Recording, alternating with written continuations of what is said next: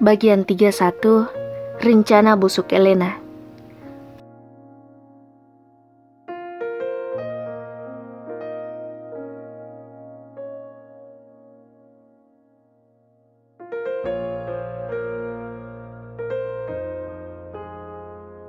Setelah lelah menempuh perjalanan selama 5 jam dengan drama, karena Elena terus mengoceh kesal, akhirnya sampailah kami di puncak. Hawa segar pegunungan memenuhi rongga dadaku. Aku tidak tahu apakah Elena juga merasakan hal yang sama. Wajahnya masih nampak kusut, sekusut hoodie yang kukenakan karena terus menggelayut di lengan Raka. Elena keluar dari mobil dengan membanting pintu mobil. Tidak capek apa? Sejak tadi marah mulu. Belum tahu dia siapa aku. Jangan coba macam-macam denganku. Penampilanku memang kayak gini, tapi jiwaku barbar jika diganggu. Ibarat membangunkan harimau yang sedang asyik tidur. Raka terlihat lelah karena menyetir cukup lama. Salah sendiri tidak pakai sopir. Terserah deh. Dari jauh terlihat deretan beberapa villa bercat putih dikelilingi dengan rimbunan pohon pinus yang tertata rapi. Wih, sejuk nian pemandangan di sini. Kalau tahu begini, mending aku izin kuliah dan tinggal di sini selama seminggu. Tapi apalah daya, Raka kesini hanya untuk bekerja. Pasti sebentar lagi aku akan ditinggal sendiri. Raka mengajakku masuk ke kamar salah satu villa itu, sementara Elena ke kamar yang lain. Ya iyalah, kamar yang lain. Masa sekamar dengan kami? Ada-ada saja. Raka langsung menjatuhkan tubuhnya ke ranjang. Mungkin karena terlalu lelah dengan perjalanan seharian ini. Kak, aku mandi dulu ya. Lengket rasanya. Ucapku meminta izin untuk mandi. Rasa gerah sepanjang jalan membuatku ingin segera menyegarkan diri. Yaps, hanya itu yang keluar dari mulutnya. Sepertinya ia benar-benar lelah. Sehabis mandi, aku langsung berwudu. Tampaknya sudah sangat terlambat untuk sholat duhur karena keasyikan berendam. Maklum, air segar pegunungan itu seperti sihir yang membuatku betah di dalamnya. Alasan saja. Ups. Raka terlelap di ranjang berukuran king itu.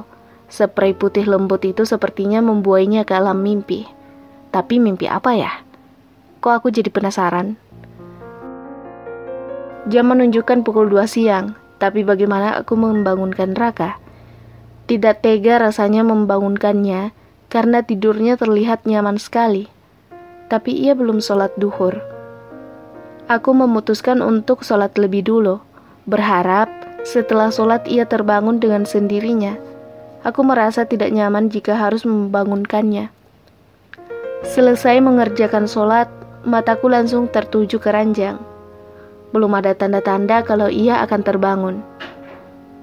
Aku mendekatinya, mencoba untuk membangunkannya. Kak, bangun. Belum sholat duhur kan? Kuguncang-guncang pelan bahunya. Benar saja. Matanya langsung mengerjap-ngerjap karena silau akan kecantikanku. Oleh sinar matahari maksudku. Ia menatapku sebentar, seperti baru sadar dari mimpi. Seulas senyum tergambar di bibirnya. Tiba-tiba ia menarikku. Karena posisiku yang menunduk di depannya membuat tubuhku rubuh di atasnya. Aku berteriak kaget. Ia malah tertawa dan mengeratkan pelukannya. Terpaksa deh ambil jurus terakhir. Pasrah. Lama kami saling bertatapan. Persis film Korea romantis yang sering aku tonton akhir-akhir ini. Ada deruh di dalam dadaku. Jantungku berdetak lebih cepat. Seakan tak berdaya berada dalam dekapannya. Ia mendekatkan wajahnya ke wajahku. Hangat nafasnya terasa menerpa wajahku. Kak, sudah jam 2 lewat. Kak Raka belum sholat kan? Sahutku cepat. Aku tidak mau ada adegan selanjutnya yang akan membuatku malu. Raka melepaskan dekapannya. Aduh, mana belum mandi lagi? Aku ketiduran ya? Ucapnya terlihat keki sendiri. Iya kak, ayo cepetan. Udah telat banget loh. ucapku membantunya segera bangkit dari tidurnya. Raka langsung ngacir ke kamar mandi. Tampaknya ia malu sendiri atas apa yang baru saja ia lakukan. Usai sholat, ia lanjut ke kamar mandi. Tentu saja untuk mandi, mau apa lagi? Pikiranku kacau. Sepertinya ada yang tidak beres dengan jantungku. Berulang kali aku mengusap dadaku. Ada debaran aneh yang terus mengalun di dalam sana. Ada apa ini? Apa aku harus periksa ke dokter jantung? Wajahku juga terasa panas sejak tadi. Aku menyembunyikannya di balik selimut. Aku tidak mau jika manusia aneh itu sampai menyadarinya. Kan malu. Win, jam 4 sore sebentar aku ada meeting. Kamu mau ikut? Ku dengar suara Raka yang ternyata telah duduk di bibir ranjang sampingku berbaring sambil menutup seluruh tubuhku. Tidak kak, aku lelah. Aku mau istirahat saja. Ucapku masih di bawah selimut. Oke, kalau begitu kamu istirahatlah. Selesai meeting, aku kesini menjemputmu untuk makan malam ya. Ucapnya lagi. Jawabku ringkas. Suara derit pintu tertutup. Tampaknya ia sudah keluar kamar. Mau kemana dia? Kenapa ia tidak bertanggung jawab atas apa yang ia lakukan tadi? Jantungku terasa mau copot karenanya. Tanggung jawabnya kayak gimana ya? Apa perlu dipanggilkan ahli jantung? Apaan sih? Pikiranku benar blank.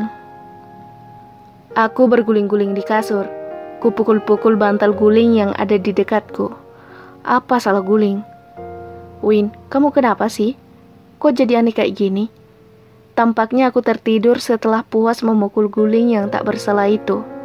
Kulirik jam yang bertengger di dinding depan ranjang. Jarum jam menunjukkan pukul 4. Rupanya cukup lama aku tertidur. Alamat terlambat lagi aku sholat asar. Aku melangkah malas ke kamar mandi. Suasana sepi membuatku tak bersemangat. Tapi jika tak kupaksakan, takut telat lagi untuk sholat asar. Sehabis sholat, aku tadarus untuk mengusir rasa suntukku. Waktu terasa bergerak lama. Apa yang dilakukan Raka sekarang ya? Apa sebaiknya aku menyusul ke sana, sekalian jalan-jalan? Aku keluar kamar, suasana tampak legang. Apalagi ini sudah sangat sore, menjelang maghrib. Udara terasa sangat dingin. Aku begidik sendirian di sini. Lebih baik kususul Raka saja. Pasti meetingnya sudah selesai. Sampai di villa yang ditempati Raka untuk meeting, aku mengedarkan pandanganku ke seluruh ruangan. Ku dengar beberapa orang bercakap sambil tertawa. Suara Raka juga jelas terdengar dari ruangan yang dibatasi pembatas dinding yang terbuat dari anyaman bambu itu, antik. Seseorang melangkah keluar dari ruangan itu. Elena? Hampir saja ia mendengarku. Aku bersembunyi di balik pintu. Malas aku bertemu dengan wanita itu. Yang ada kami bisa bertengkar lagi. Dari arah dapur kulihat dia membawa minuman segar. Aku mengelus leherku yang sejak tadi kering kerontang karena haus. Langkahku terhenti saat kulihat Elena mengeluarkan sesuatu dari tasnya. Apa itu? Sebuah bungkusan kecil berwarna putih. Elena menuangkan bungkusan yang berisi serbuk itu ke dalam gelas. Tapi kok cuma di salah satu gelas ya? Wah, pasti ada sesuatu yang tidak beres dengan bungkusan itu. Aku kembali bersembunyi di balik pintu. Kurasakan nyamuk-nyamuk ganas mulai menyerangku. Tapi, aku harus tetap di sini. Aku ingin lihat rencana apa yang wanita itu lakukan. Sekitar 15 menit, Raka dan rekan-rekannya keluar dari ruangan itu. Mereka pamit ke villa masing-masing dan berjanji akan bertemu lagi untuk makan malam. Aku melihat ada yang aneh dengan Raka. Setelah kepulangan rekan-rekannya, sepertinya ia akan terjatuh. Tapi masih kutahan langkahku untuk mendekatinya. Aku ingin lihat apa yang terjadi sebenarnya. Elena terlihat memegang pundak Raka. Ia tersenyum manis di depan suamiku. Seketika darahku berdesir melihat pemandangan itu. Elena memapah tubuh Raka masuk ke dalam kamar. Oh tidak, pasti Elena punya rencana jahat terhadap Raka. Awas saja, aku akan memberinya pelajaran. Untung tadi aku merekam aksinya waktu menuang serbuk itu ke dalam gelas. Aku yakin minuman itu yang dia berikan pada Raka. Cepat kususul Elena masuk dalam kamar. Aku tidak mau dong kalau ia sampai berbuat macam-macam terhadap Raka. Elena, ada apa dengan Kak Raka? Tanyaku pura-pura terkejut dengan keadaan Raka yang sekarang berbaring di ranjang. Elena tersentak melihat kehadiranku yang tiba-tiba. Wajahnya memerah, entah marah atau apalah. Yang jelasnya aku telah menggagalkan rencananya. Ini Win, Raka, dia sepertinya sakit, ucapnya tergagap.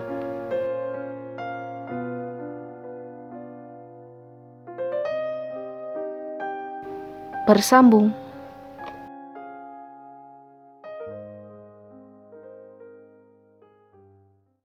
Teman-teman yang penasaran banget dengan ceritanya atau mau mengintip profil penulis, yuk kunjungi platform di bawah, sudah kami tulis di link deskripsi.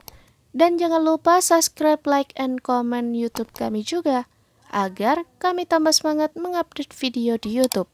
Terima kasih, wassalam.